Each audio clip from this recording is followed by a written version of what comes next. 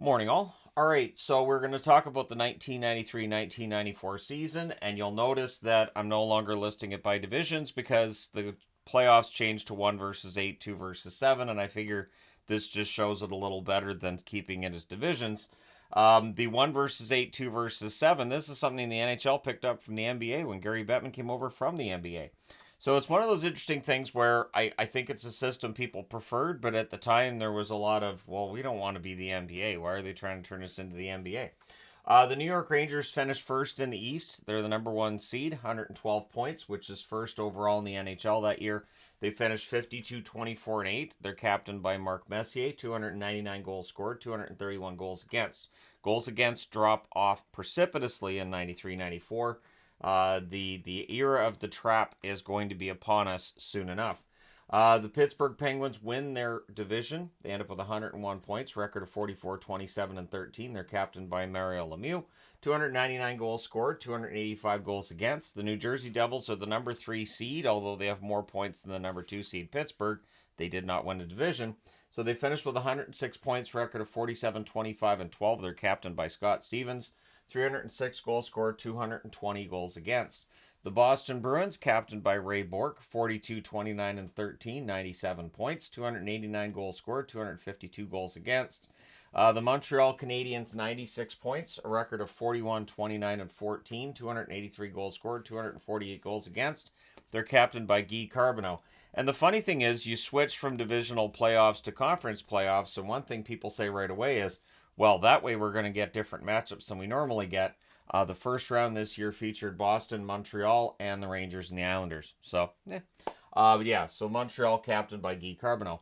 Buffalo, captained by both Pat LaFontaine and Alex McGillney that season. They finished 43, 32, and 9. So 95 points for Buffalo, 282 goals scored, 218 goals against. Of course, goals against coming down in Buffalo because Dominic Hasek has now started his era. The Washington Capitals finished 39, 35, and 10.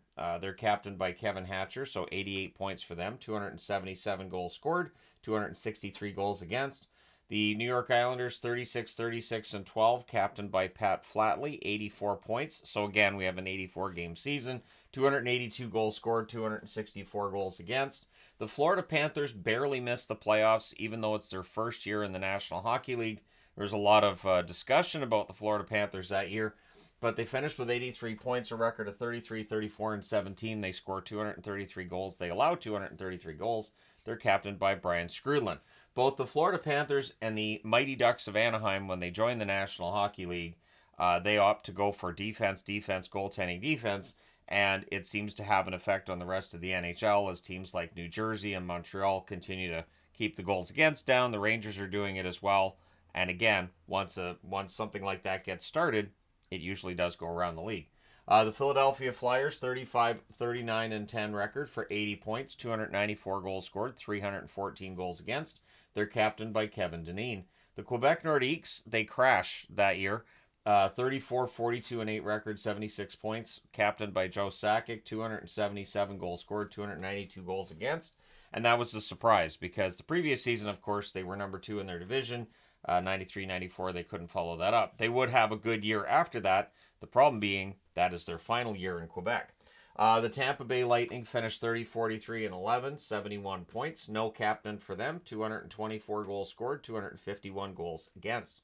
The Hartford Whalers finished 27, 48, and 9, 227 goals scored, 281 goals against, 63 points. They're captained by Pat Verbeek. The Ottawa Senators are still last, but they get a little better than their first season. 14, 61, and 9 record, 37 points, 201 goals scored, 397 goals against. Gord Dineen and Brad Shaw both wear the C for Ottawa that year. Out west, Detroit rules the roost. 46, 30, and 8 record, 100 points, 356 goals scored, 275 goals against. Steve Yzerman's the captain there. The Calgary Flames finished 42, 29, and 13 for 97 points, 302 goals scored, 256 goals against. They're captained by Joe Nieuwendyk. The Toronto Maple Leafs finished third in the West, despite having more points than second place Calgary because they didn't win the division. So Toronto 43, 29, and 12, 98 points, 280 goals scored, 243 goals against. They're captained by Wendell Clark. Toronto fans like Wendell Clark. The Dallas Stars, 42-29-13 record, 97 points for them. So the exact same record as Calgary. 286 goals scored, 263 goals against. It's also the same record as Boston. Mark Tenorti is the captain in Dallas. So this was a pretty interesting year for me personally, because you have Dallas and Boston having the exact same record. And again, Minnesota moving to Dallas. This is the first year there, so I didn't put the magnet up that has the Dallas over top of Stars. Technically, that's a Minnesota North Stars magnet.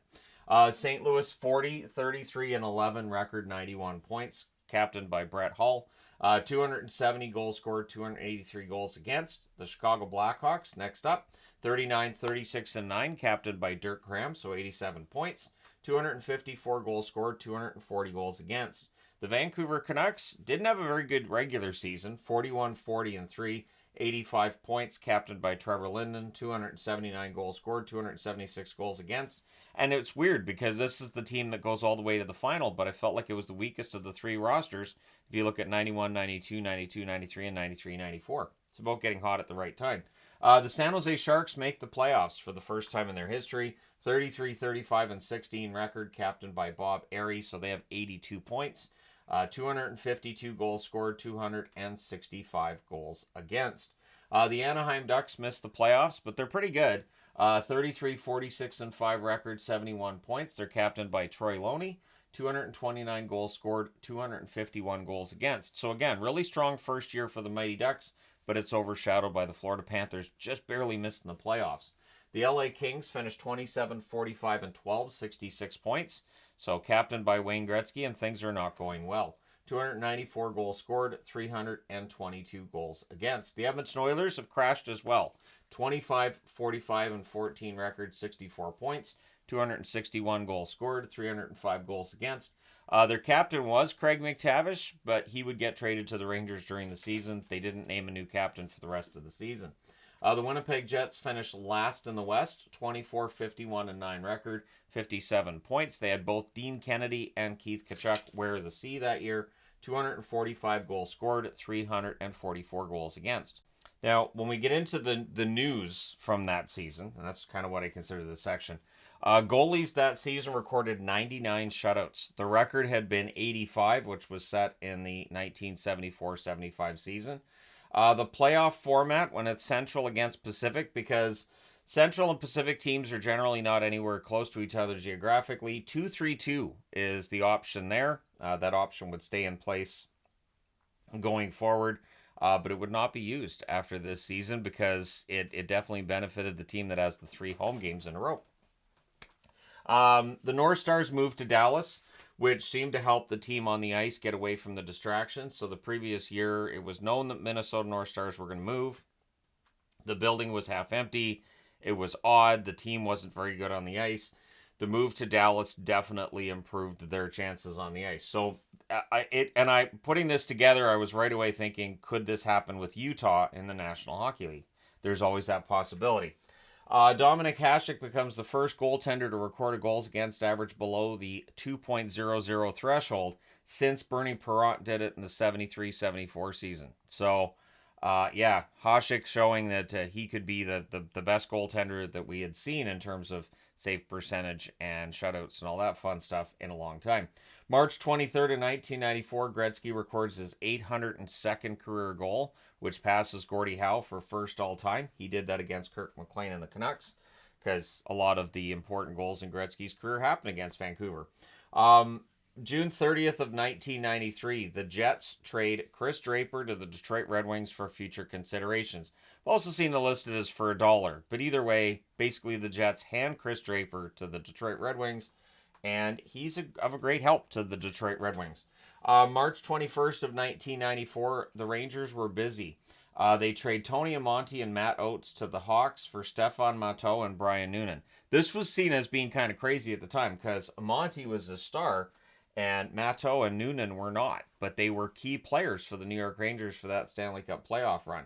Also on March 21st of 1994, the Oilers trade Craig McTavish to the Rangers for Todd Marchant. And this one was seen as kind of crazy too because Marchant was a young forward, McTavish was not. And so this was kind of the Rangers going all in at the trade deadline.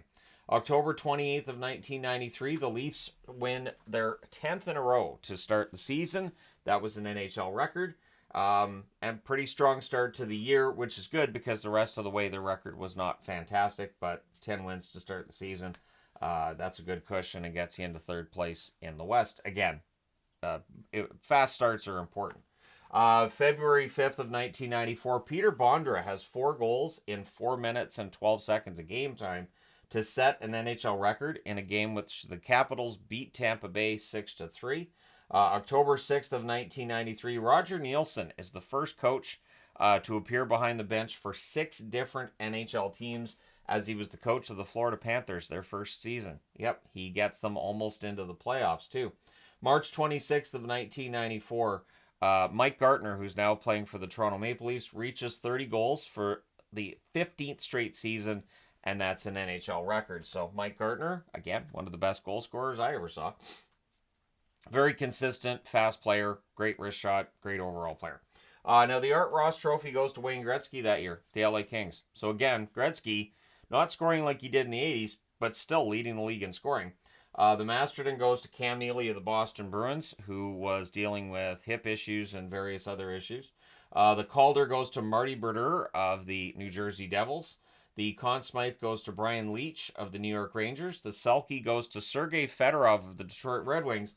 He also gets the Hart Trophy that year and the Lester Pearson Award. So when I was doing a redraft, which included Fedorov, that's why Fedorov was so high, because he was the first forward that I saw that you could argue was a complete forward.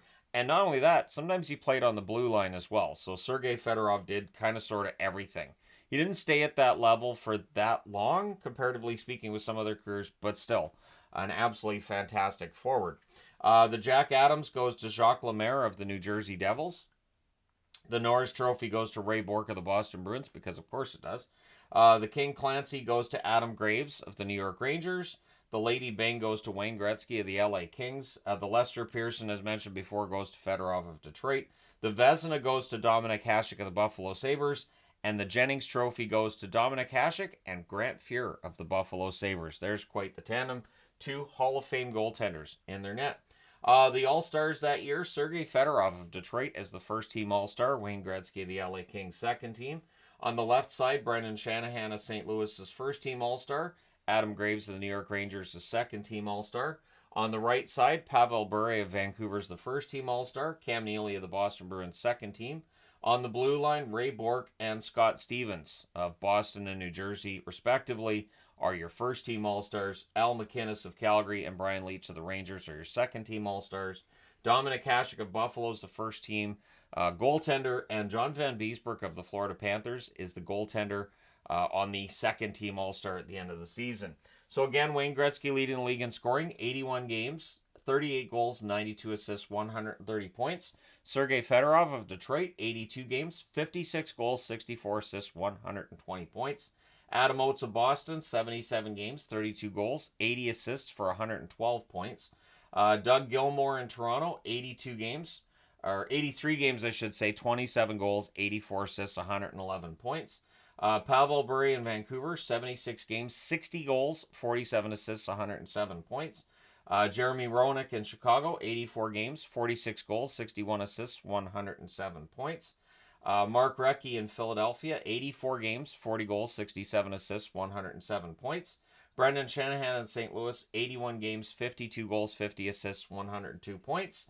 And so it's the top 8 that get 100 points that year. Remember, it was 21 the year before. Dave Andrechuk in Toronto, 83 games, 53 goals, 46 assists, 99 points. And Jaromir Jagr in Pittsburgh, 80 games, 32 goals, 67 assists, and 99 points as well. Mike Richter leads the way in wins that year for the Rangers, 42-12-6 record, 910 save percentage, 5 shutouts. Ed Belfour in Chicago, 37-24-6, 906 save percentage, 7 shutouts.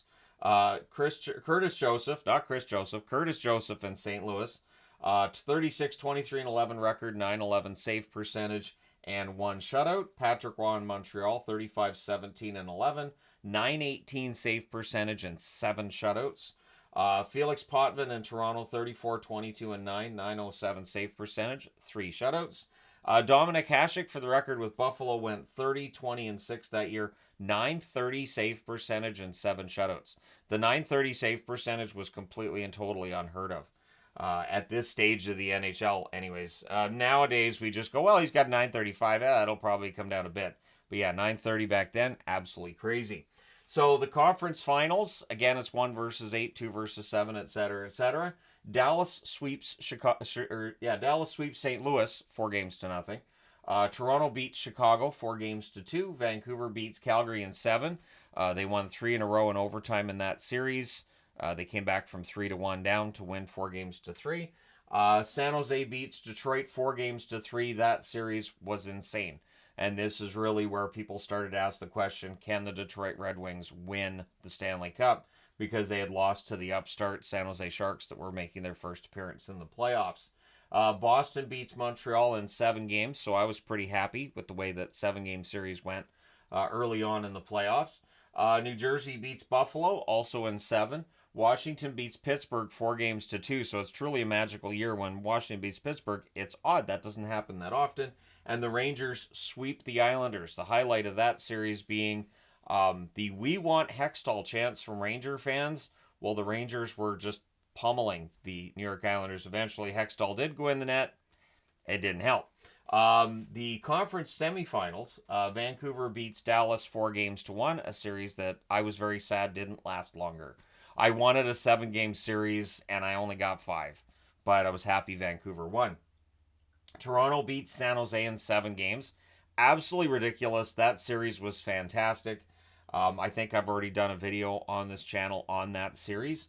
That was one series that I had wished had done better too, was like a great series from each playoffs. But anyways, New Jersey beats Boston 4-2, so a bit of a surprise there for me personally.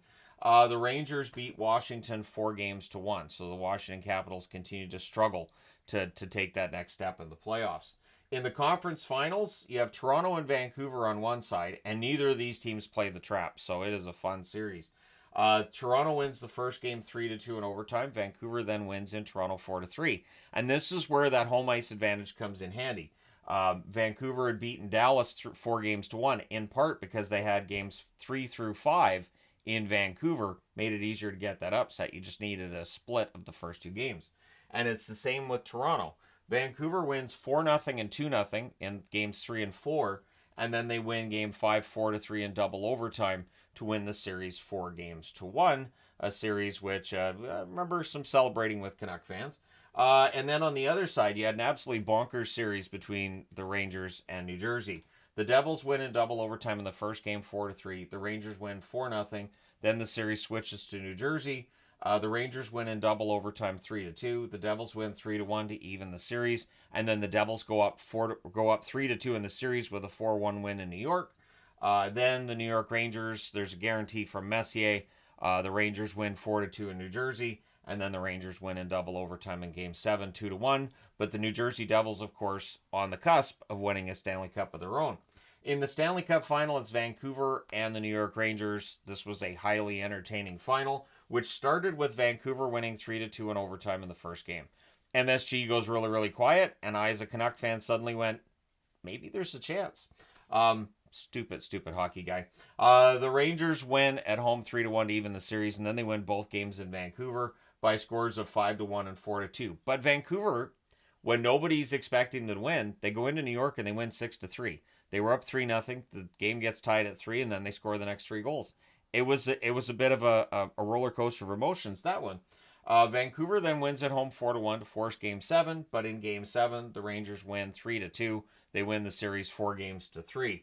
In that final, Brian Leetch, 5 goals, 6 assists, 11 points. Kovalev had 4 goals and 3 assists. Messier, 2 goals, 5 assists. Zubov had a goal and 5 assists. And Steve Larmer, 4 goals. Underrated part of that team, too. You don't hear a lot of talk about Larmer, but he was a key guy. Richter was 9-11 in that final. So, honestly, it was a great final. On the Vancouver side, Bure had 3 goals and 5 assists. Ronning had a goal and 6 assists. Courtnall had 4 goals and an assist. Linden had 3 goals and 2 assists. And Jeff Brown had 3 goals and an assist. Kirk McLean had a .919 save percentage in the final. If the Canucks had won that Stanley Cup, I think McLean probably ends up getting the Conn Smythe. although you could make the argument for Bure as well. But at any rate, the New York Rangers won the Stanley Cup, so it's all moot. But let me know your thoughts in the comment section below as always. And yes, there was a riot after the Rangers beat Vancouver in Game 7. It happens. So there you go. Let me know your thoughts. Hit like and subscribe in the event you've not done so already. Thank you guys so much for all your support as always. I will talk to you again soon.